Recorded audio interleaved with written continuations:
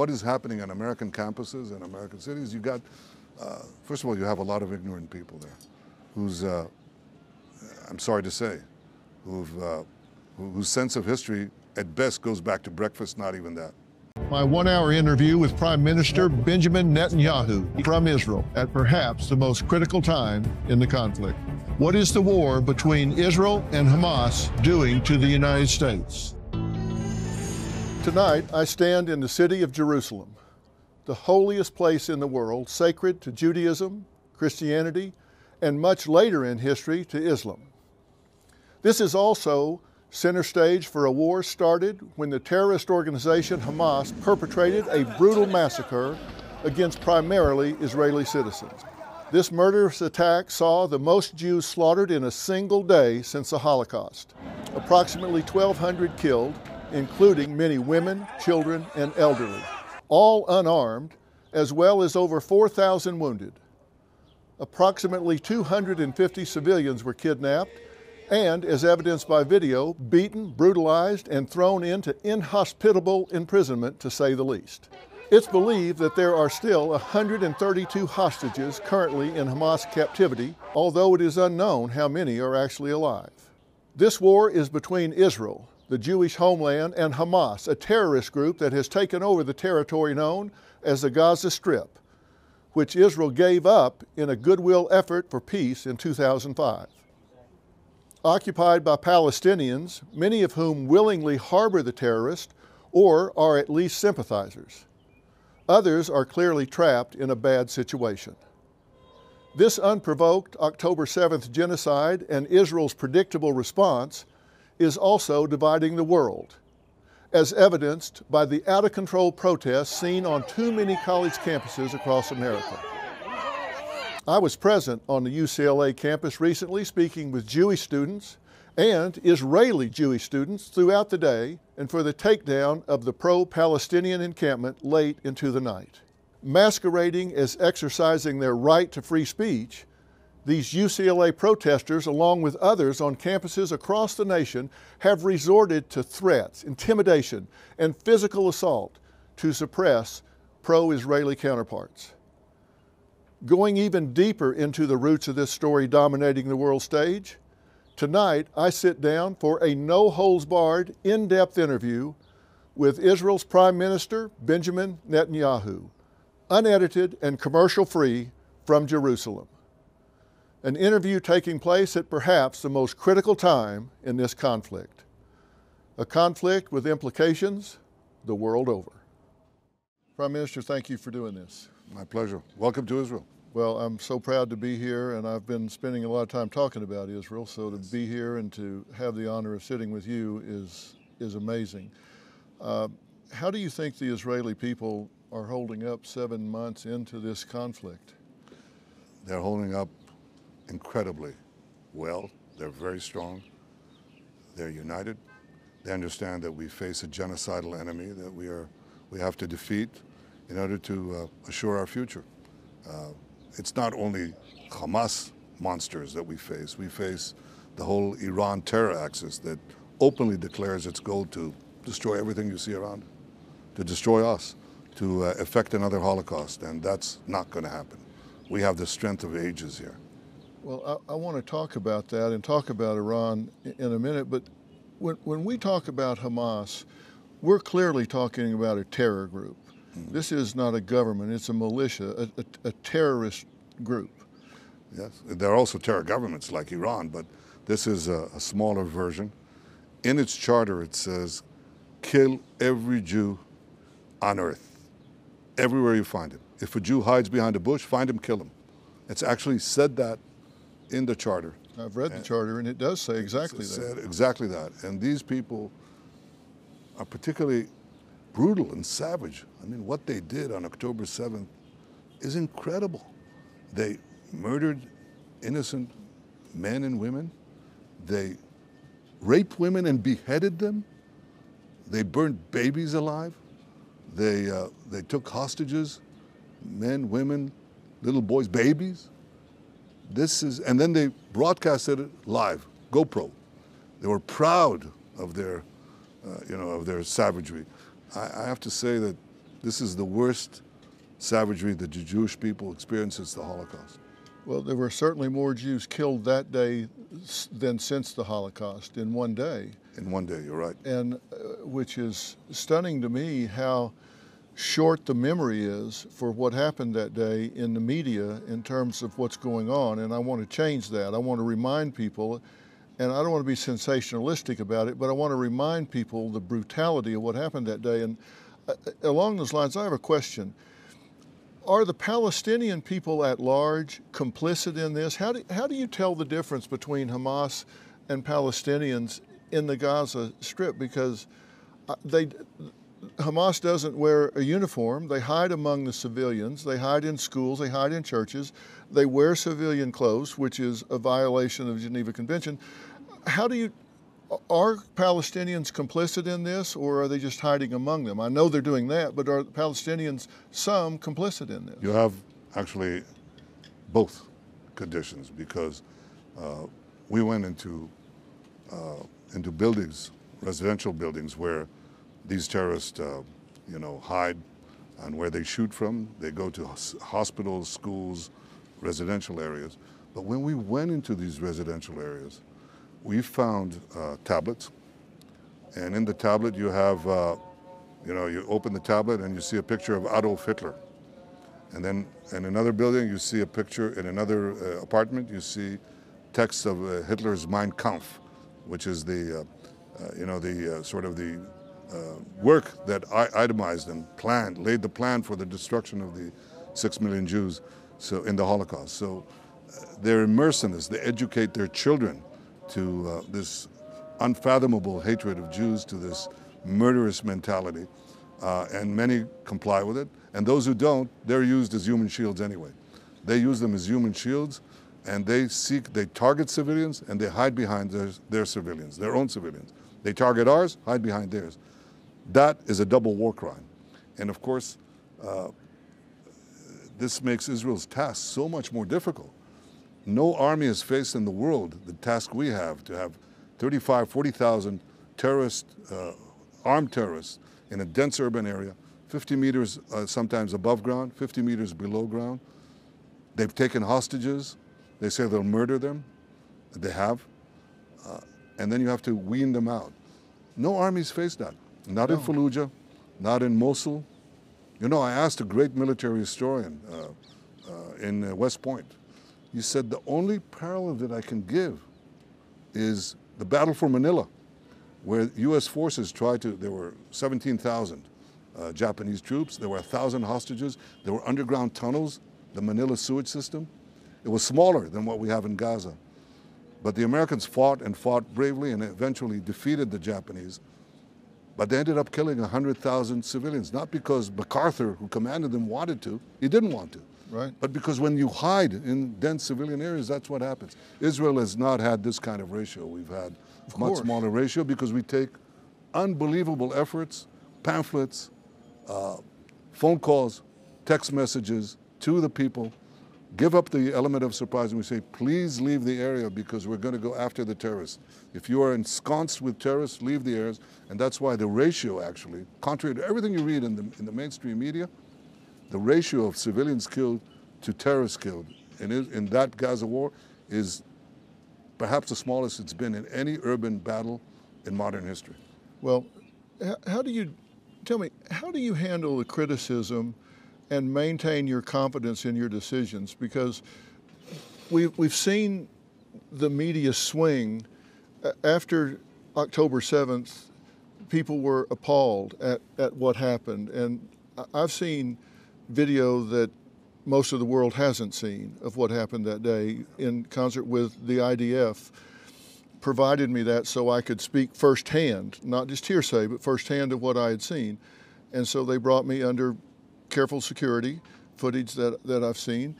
But most of the world hasn't seen that, and the media has swung around, and you've been criticized for civilian deaths because they hide among them. How do you maintain the confidence of your decisions and not question your your decision making and the confidence in those decisions when there's so much criticism from some of the media and world leaders? Well, look, I say to the international community, you can't, on the one hand, speak of Israel's right to exercise self-defense, to protect itself, and self-defense always involves both offense and defense. You can't talk about Israel's right of self-defense and then oppose Israel using it. You can't say we agree that Hamas has to be destroyed and then oppose Israel when it sets out to destroy Hamas. You can't hold the Israeli army to standards of avoiding civilian casualties that no army is held to in the world, when actually Israel is doing everything that no other army has done to avoid civilian casualties. You can't do that. So, you know, you have to say, are we going to succumb to their hypocrisy? Are we going to basically remain defenseless and not destroy the Hamas terrorist army there? Because if we do not destroy them, if we leave them alone, they'll come back. They'll emerge from the tunnels, they'll take over Gaza again, and they'll do what they promised to do. They said, we'll do October 7th, this enormous massacre, again and again and again. So we have no choice. Well, you speak to world leaders. I know you, behind closed doors, you have private conversations. Have you spoken to a world leader that does not agree that Hamas has to be taken down? First, that they're a terrorist group and that they have to be taken down. Is there a world leader that you've spoken to that does not agree with that? They agree with it. Many of them agree with it privately. And then when they're faced with the, the pressure of all this propaganda, all this madness in the campuses and in the various capitals of the West, they begin to fray, some of them. But I don't fray. I have to do what we have to do to protect ourselves and to make sure that these atrocities are not repeated. People should know what these atrocities were. You know, I went a few days after the massacre, I went to one of the communities right next to the Gaza Strip where these monsters entered. They found there a dark room, and they saw a cluster of forms in the darkness. And when they lit the room, they found a family burned to death, crouched like this. You have the mother and the father trying to protect their two little children, and the grandfather on top of them, all burnt. There was these monsters, when they came into the homes, one of the mothers wanted to hide their children, like Anne Frank, in the attic. So there was a secret attic, and these savages came in, killed the parents, found the latch where these two little children were hiding with terror in their eyes, and they came in and they slaughtered them. This is savagery on an unimaginable scale, and they vow to repeat it again and again. And I asked world leaders, what would you do? Let me ask you, what would America do? Dr. Phil, here's the proportion, okay? It's as if you had 30 9/11s in one day. As if you had 40,000 Americans butchered, 10,000 Americans held hostage, and they promised to do it again and again. What do you think America would do? Well, we know what the president said that time. He said, "Let's roll. Let's go get the bad." Well, we know what you did after Pearl Harbor. Right. We know what you did after 9/11, and you know that you took action because you had to roll back this kind of attack on you. Well, we do too. The difference is, of course, that this is not an attack thousands of miles away from our homes. This is an attack which is a 50-minute ride from here, from Jerusalem. What do you say? I've been very outspoken about what's happened on these campuses. I'm shocked. I say it's just, they're fostering intellectual rot. They are not teaching critical thinking among these young people. And what do you say when they characterize what Hamas did as resistance, not as an invasion? Well, Hamas openly declares its goal to wipe out everything you see around here, to kill every man, woman, and child in Israel, to destroy the state. That's not resistance. That's naked, brutal aggression. That's their doctrine. Iran is saying the same thing. Our goal is to destroy Israel. We're the small Satan, by the way. Their goal is to destroy you. You're the big Satan. We're just standing in their way, and they're right. We're not merely protecting ourselves. We are, but in so doing, we're protecting all of free civilization, all of Western culture. They want to erase it. They want to tear it out. So what I always feel is that we can't kowtow to these fashions. And what is happening on American campuses and American cities, you got, first of all, you have a lot of ignorant people there who's, I'm sorry to say, whose sense of history at best goes back to breakfast, not even that. Okay, they don't have the faintest clue what Hamas is. You know, I saw Gays for Gaza. You hear that?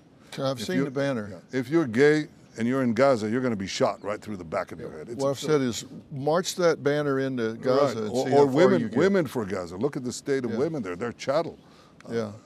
They talk about from the river to the sea. Here's the river. The river is right there, the Jordan River. Right. The sea is a few miles from here. That's Israel. When they say river, from the river to the sea, that's wipe out the state of Israel. Yeah. They're supporting genocide. Now, this is a sorry state of American higher education, including in schools where I went to. I went to one of them. You know, when the president of a university is asked, well, what would you say if somebody calls for the genocide of Jews? And they say it depends on the context. No, it doesn't. No, it doesn't. But it tells you that there's a deep rot, as you say, and a bankruptcy there. And unfortunately, it's translated to these people. But they're also, a lot of these people are also manipulated. They don't even understand that they're being organized systemically by groups that are not merely opposed to Israel. You look at what they're doing. They burnt, I saw this yesterday, amazing. They burned American flags in one campus. In another campus, I think in North Carolina or South Carolina, I'm not sure which, they tore down the American flag, raised the Palestinian flag, while they're chanting death to Israel, death to America. And then something happened. American students took down the Palestinian flag, raised the American flag, and protected it. Right. And I was deeply moved by that. Yes, and that emphasizes, Dr. Phil, what I'm trying to say here. It's not merely our battle. It's your battle. It's the battle of democracies. It's the battle of civilization against barbarism.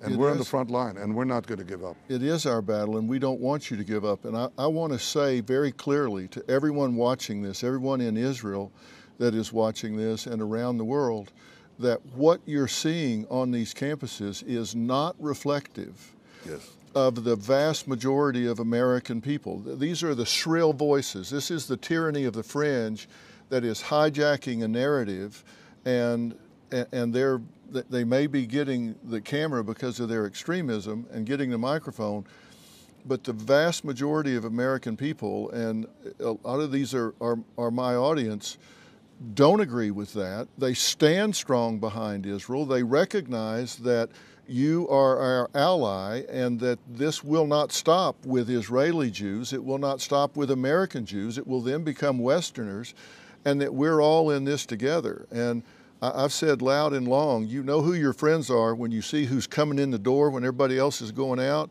and America needs to come in the door here when everybody else is going out. And most of Americans, that vast majority of the 70% in the middle, feel exactly that way and stand strong behind Israel. And they've said, what do you expect when you sit down with the Prime Minister? And I said, well, listen, don't let the suit fool you. This gentleman has been in the IDF twice, been 5 years the first time, injured multiple times, correct?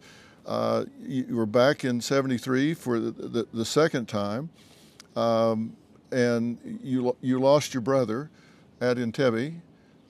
So sorry for that. He was the only one killed because he was the last one on the plane, right? He was first to lead his men in this rescue mission of hostages, by the way. Right. Held by Palestinian and German terrorists in Uganda.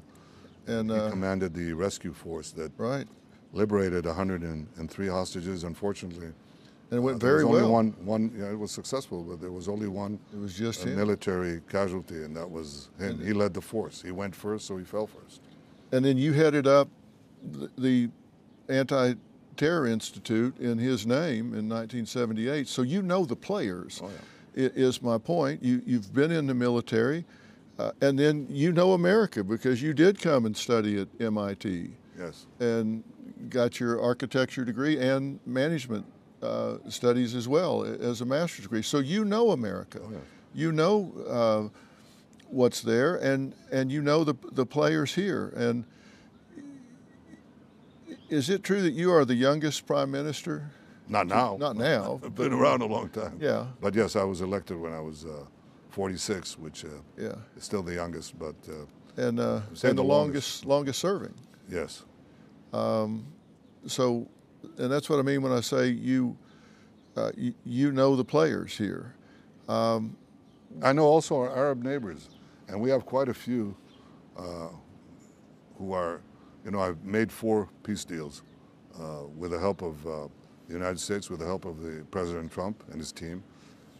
We expanded the circle of peace from Jordan, which is right behind these hills, and Egypt, to include 4 countries, the United Arab Emirates, Bahrain, and Morocco and Sudan. And I know that many of these leaders, even though they won't say so publicly, would like to see us defeat Hamas because they understand that not only does Hamas and Iran that backs it want to destroy Israel and are targeting America, they're targeting them too. So they're sort of in between a rock and a hard place. They don't always say it. But I think the future of peace in the Middle East depends on this victory. Because if they're victorious, or if they're not defeated, which is the same thing, then there's no hope for the moderates. There's no hope for the Western allies. There's no hope for the bearer of our common values here, which is Israel. So we have to win for ourselves, but also for civilization. Well, trade hats with me for a minute here and look at the psychology of this. What did Hamas hope to gain on October 7th? They cannot realistically expect that they're going to wipe out the state of Israel or all the Jews in Israel. They would if they could, but they can't. Mm-hmm. You could, but you won't wipe out the population, right? The entire population. No, we don't do that. So you could, but you won't. They would, but they can't. So what do they expect to do? What do they hope to gain on October 7th? Well, you're a student of the human soul, and you are a psychologist. So you know the emergence of cults. This is a death cult. It inculcates the desire for murder, for death, the glorification of murder and death. That's what they do. We value life, they value death. So they teach their children, their teens, their people, that the greatest thing that they can do is murder Jews and Israelis. And to do that, it's an uncontrollable urge. You know that human behavior is sometimes it's rational, but often it's guided by irrational impulses that dominate a group, that dominate a nation. It could happen. It happened in the Holocaust. It's exactly what happened. Right. Hitler took over this thing, inculcated German youth and inculcated the entire people of Germany with this extraordinary hatred, began with the Jews, this anti-Semitism, and then exploded to the entire world. And by any rational calculation, they would lose if they figured it out from the start. But they did it anyway. Here, there's an attempt, as you said, the goal is the same goal, the annihilation of the Jews. The capability is not the capability. Because 40 years ago, or 75 years ago, in the Holocaust, we were absolutely defenseless. So the Jewish people went up in flames, in the flames of the Auschwitz gas chamber. Now, we're facing an enemy that wants to achieve exactly the same goal, but now we can defend ourselves. We have the Israeli army, we have our brave soldiers, unbelievably brave. By the way, men and women, unbelievably brave, so we can push them back. The difference is not in intent, the difference is in capability. And that's why we're committed to defend ourselves. Because if we don't, then there are other forces around us. Hezbollah, that's in an Iranian proxy in Lebanon, not very far from here. The Houthis in Yemen, militias, Shiite, extreme Shiite radicals in Iraq and in Syria. If we don't win here, that noose of death will surround us. So we know we have to win here, as we know that we have to hold back Iran's plans to achieve nuclear weapons. These are our two greatest goals. You know, when I looked at all of the video that I saw Hamas pushing out, there was a disproportionate number of videos with them violating Israeli women. A disproportionate number. It was like the message they wanted to send was, you can't protect your women. Like we want to insult you at every possible level. Is that just psychological warfare on their part, trying to send the message that it is the worst possible message? It was disproportionate how much they showed of that over and over again, which is the ultimate in cowardice in what they're showing, but it seems like it was intentional. Well, it was, but it was coupled even, as I said, with the beheading of the women they raped, which is, you think about that. What is this monstrosity? And they're proud of it. I think that the interesting question I'd ask Dr. Phil is, where are all the women's organizations? Where are they? Why don't they speak up? How could they face this brutality and just be quiet and maybe issue a perfunctory statement when they're forced to? But this is, the whole attitude to Israel here is absurd, because yes, we've killed about 14,000 terrorists. Unfortunately, because of the fact that they use the human shield, there are a slightly bigger number, about 16,000 civilians that were killed in the places where the terrorists won't let them leave. Hamas stops them at gunpoint, because for us, every civilian is a tragedy. Every civilian death is a tragedy. For them, every civilian death is a strategy. So when you look at the numbers around us, in Syria, in Yemen, in Iraq, millions of people were killed, Muslims. Millions were uprooted from their homes.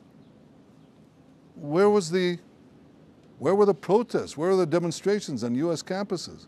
Where is it? And the answer is, it's nowhere, because it's not directed at what we do. It's directed at who we are. It's an anti-Semitic explosion that threatens all of civilization. And why is that, in your opinion? It's anti-Semitic activity has gone up 360% in America since October 7th, and it was already high before October 7th, and it's gone up 360%. Why? How do you... Because I think it's a fusion of radical Islam and the ultra-anarchist left. It's fusing together. The only thing they agree on is that Israel has to be destroyed and America has to be destroyed.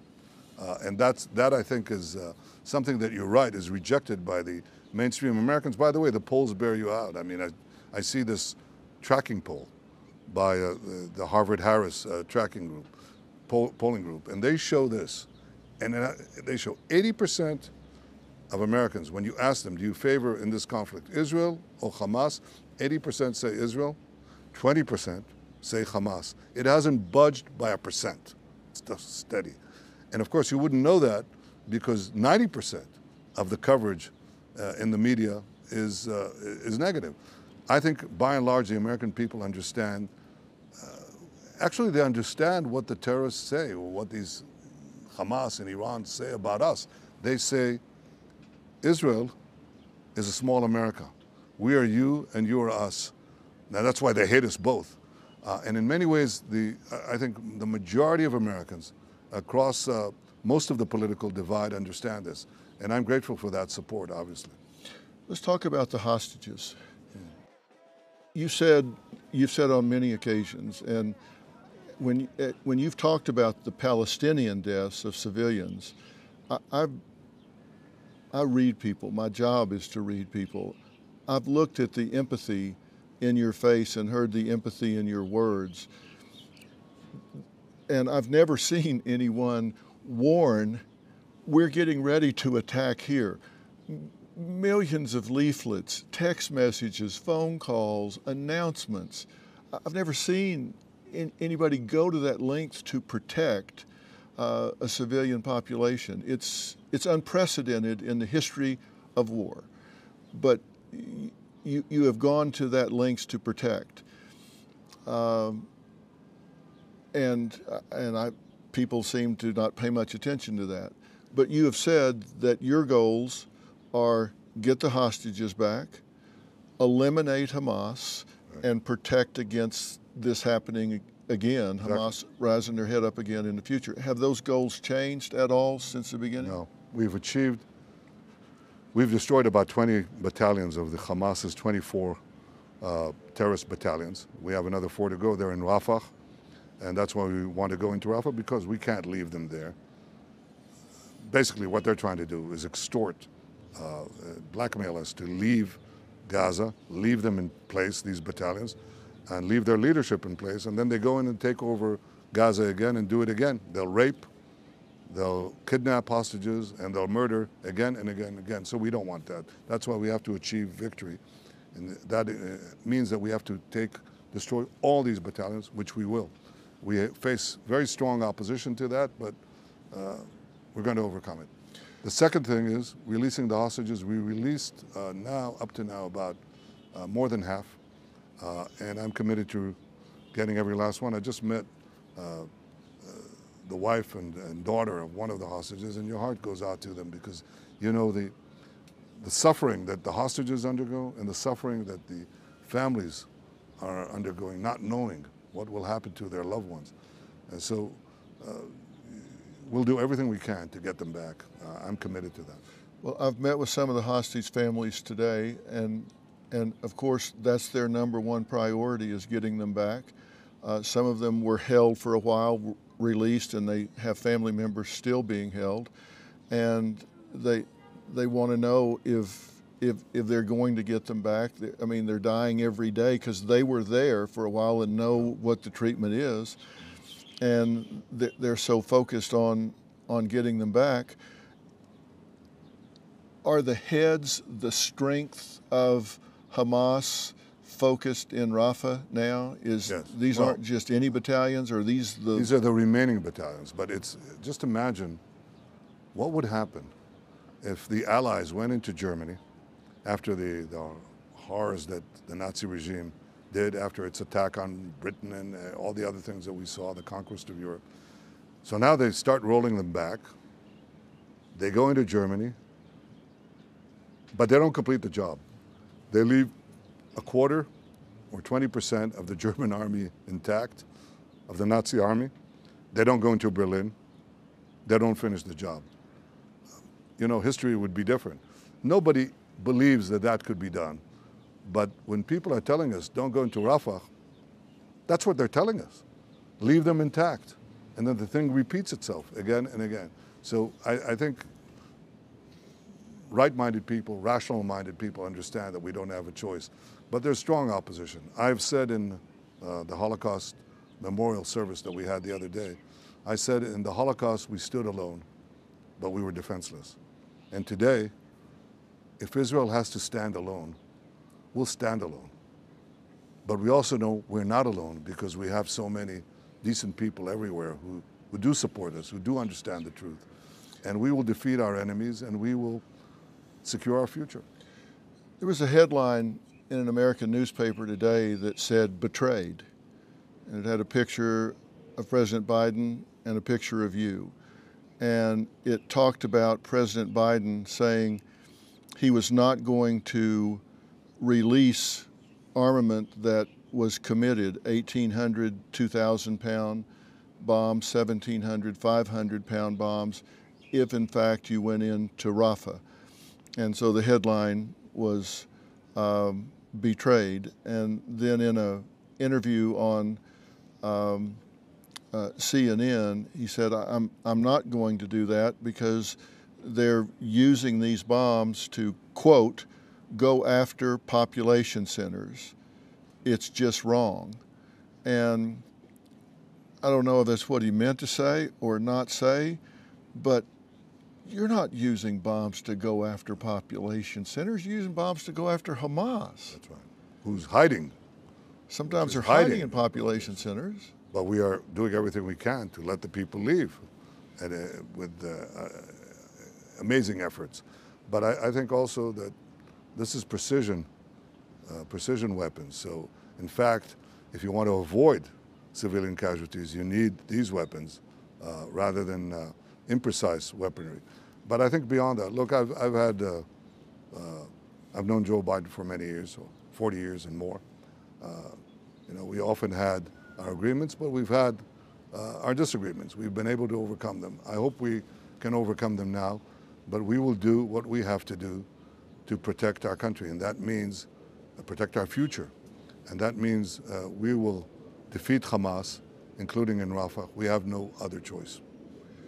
Well, these leaders that you're talking to that behind the scenes agree, but do they agree that Hamas has to be stopped now and completely 100% eradicated?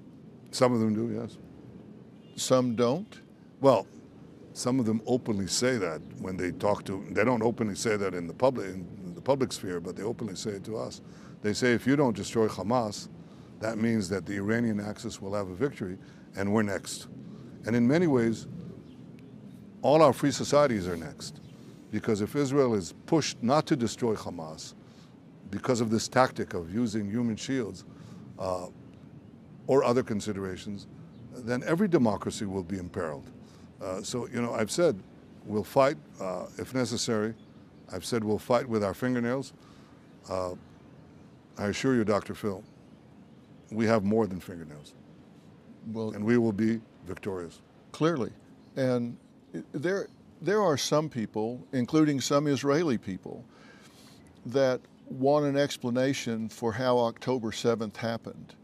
And some have given explanations, some in the military, some from the political side. Are they owed an explanation? Have you given an explanation to the people of your point of view? I think we're going to have to give a thorough explanation, and I think we're going to have a thorough examination once the war ends of exactly what happened, how it happened, and who made it happen. That's something that you have to do. But I think right now our goal is one, to achieve victory. We cannot, there's no substitute for victory. There is no substitute. We can get into this discussion, and we will, but right now we have to win. Was there a military failure here? Was there a political failure? There were failures, obviously. First of all, government. The government's first responsibility is to protect the people. That's the ultimate enveloping responsibility, and the people weren't protected. We have to admit that. Do you hold yourself to that standard, that you failed in some way? I hold myself and everyone on this. I think we have to examine how it happened. What was the intelligence failure? What was the military failure? We can delve into it, but I think the important thing right now is to make sure that we don't have another failure, because the greatest failure would be, we've recovered from this attack. After this horrible murder, we went right into the counterattack. Now the question is, our greatest failure will be if we don't complete it. If we allow these murderers to be there and to get control of Gaza again, that will be inexcusable. And I'm focused right now on achieving this victory. If there are 3 or 4 battalions left, and I have no doubt that you will overcome those 3 or 4 battalions, or however many are left, I have no doubt that your resolve is to the core and that they will be wiped out. What happens to Palestine, the Gaza Strip, the day they're gone? I think we'll have to assure continuous demilitarization, because even if you destroy the terrorist army, you can have individual terrorists left. We have to root them out constantly. We'll probably have to have some kind of civilian government, civilian administration by Gazans who are not committed to our destruction. Possibly, I think, with the aid of the the United Arab Emirates, Saudi Arabia, and other countries that I think want to see stability and peace. But we're going to have Israel continually root out terrorists, because I don't see anyone coming in to do that right now. Frankly, I mean, if I would, I'd love to, because I'd love to see that, but I don't see it. So we'll continue to take action against the remnants of the terrorist army. But you'll immediately start to alleviate the humanitarian crisis when you can. We're doing it now.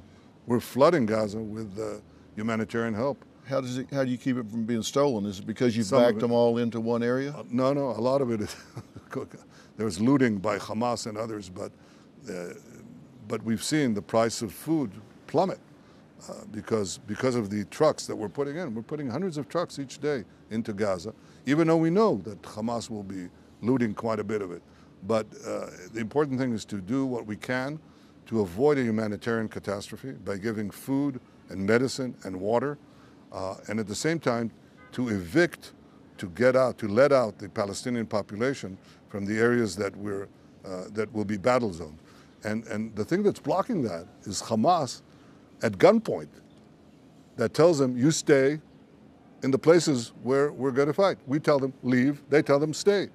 And if they try to leave, they shoot them. But overwhelmingly, most of them left, and that's why we don't have the number of casualties that you had in Mosul or in Fallujah, or the proportion, or in Manila.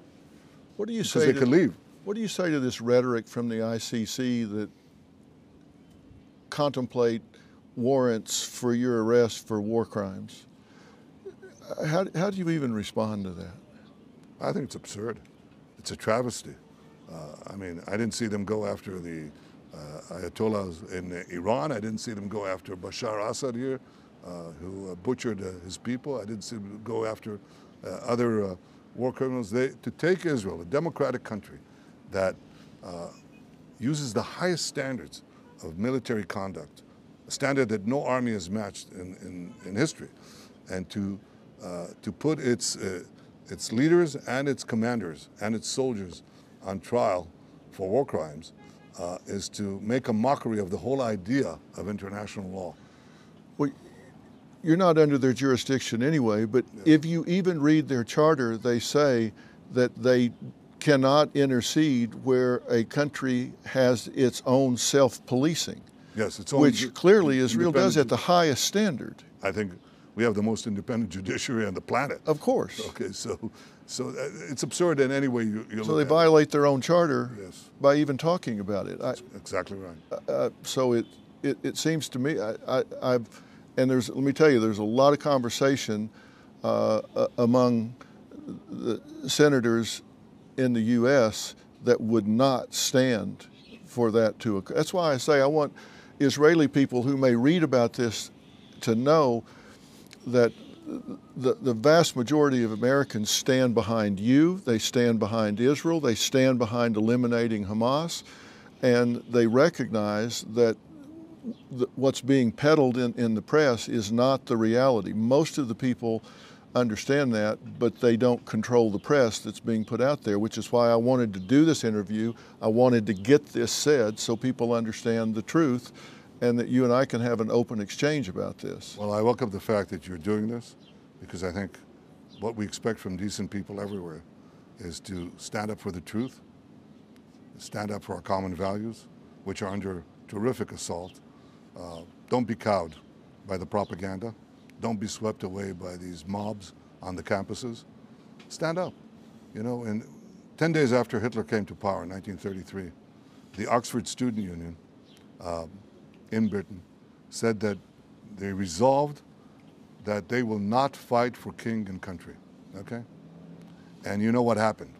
And obviously that kind of attitude would have doomed Western civilization. Britain would have lost, the West would have lost, Nazism would have triumphed. We face the new Nazis.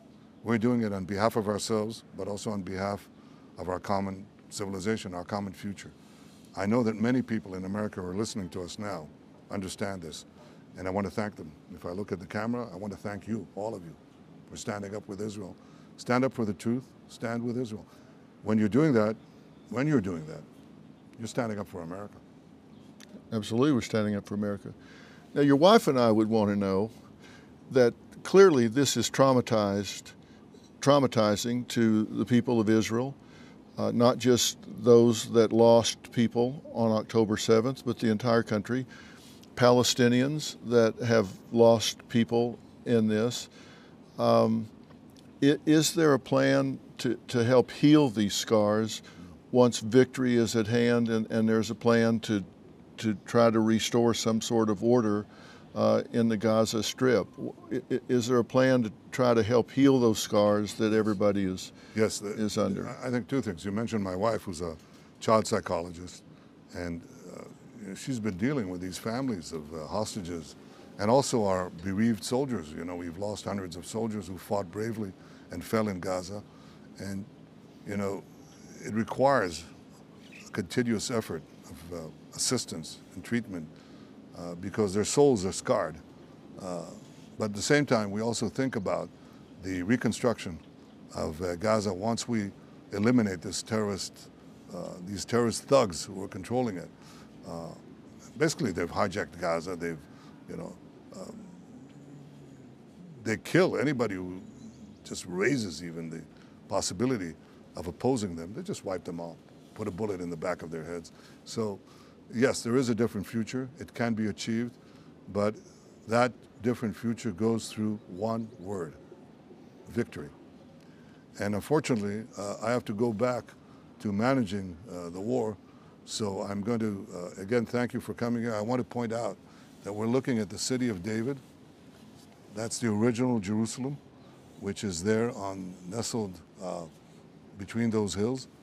And this is where the Jewish people established our capital 3,000 years ago. So we've been here a long time, and we intend to stay. Yeah, and